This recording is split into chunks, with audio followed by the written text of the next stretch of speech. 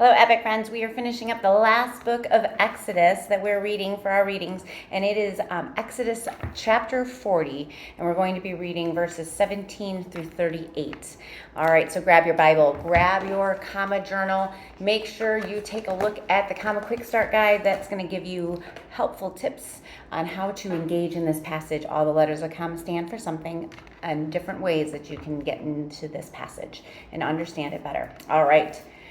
Starting with verse 17, going through 38. All right, let's get started. So the tabernacle was set up on the first day of the first month in the second year. When Moses set up the tabernacle, he put the bases in place, erected the frames, inserted the crossbars, and set up the posts. Then he spread the tent over the tabernacle and put the covering over the tent as the Lord commanded him. He took the tablets of the covenant law and placed them in the ark, attached the poles to the ark, and put the atonement cover over it.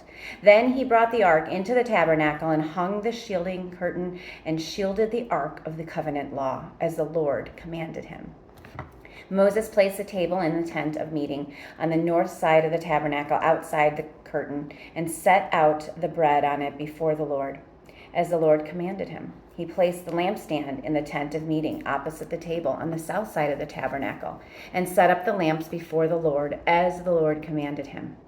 Moses placed the gold altar in the tent of meeting in front of the curtain and burned fragrance and incense on it as the Lord commanded him. Then he put up the curtain at the entrance of the tabernacle. He set the altar of burnt offerings near the entrance to the tabernacle, the tent of meeting, and offered on it burnt offerings and grain offerings as the Lord commanded him. As he placed the basin between the tent of meeting and the altar and put water in it for washing, and Moses and Aaron and his sons used it to wash their hands and feet. They washed whenever they entered the tent of meeting or approached the altar, as the Lord commanded Moses.